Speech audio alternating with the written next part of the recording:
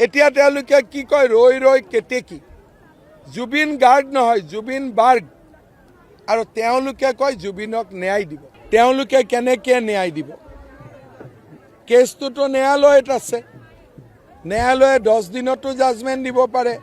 30 দিনতো দিব পাৰে 100 দিনতো দিব পাৰে 150 দিনতো দিব পাৰে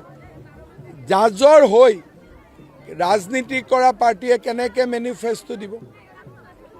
যদি তেওঁলোকে ইমান সোনকালে ন্যায় দিব পাৰে ৰাজীৱ গান্ধীৰ হত্যাকাৰীক তেওঁলোকে কিয় ন্যায় নিদিলে ৰাজীৱ গান্ধীৰ হত্যাকাৰীক ন্যায় দিওঁতে তেওঁলোকে 7 বছৰ লৈছিল আমাক ঠগাবৰ কাৰণে তেওঁলোকে বেলেগ ৰাস্তা বিচাৰি নাপালে নেকি ন্যায় দিয়ে হাইকোৰ্টে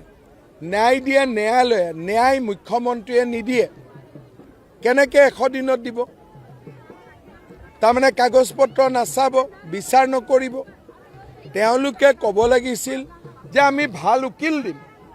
কোৰ্টত জাজৰ কামটো তেওঁলোকে কৰিম বুলি ক'লে তাৰমানে কি তাৰমানে আমাক মিছা কথা ক'লে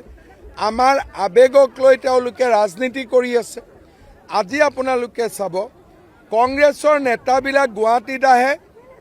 আৰু জুবিন গাৰ্গৰ সমাধিত যায় কিয় ইলেকশ্যন আছে জুবিন গাৰ্গক লৈ ভোট লাগে কিন্তু অসমক যদি ভাল পালেহেঁতেন এয়াৰপৰ্টত প্ৰথমতে আমি ভূপেন হাজৰিকাৰ সমাধিত আহিলেহেঁতেন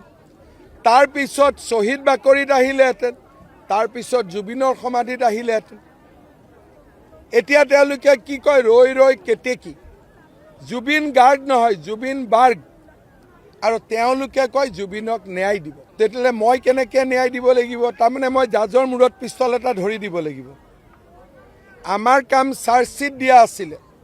আমিতো চাৰ্জশ্বিট দিলোঁ আজিলৈকেতো কোনো জেলৰ পৰা ওলাই আহিব পৰা নাই আজি অসমৰ মানুহে মোক ধন্যবাদ জনাইছে যে আজিলৈকে এজন মানুহে বেল পোৱা নাই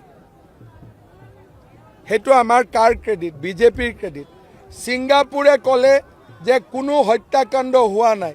অসম পুলিচে প্ৰমাণ কৰিলে যে হত্যাকাণ্ড হৈছে ছিংগাপুৰতকৈও ভাল কাম কোনে কৰিলে অসম পুলিচে কৰিলে সেইকাৰণে গোটেই পাব্লিক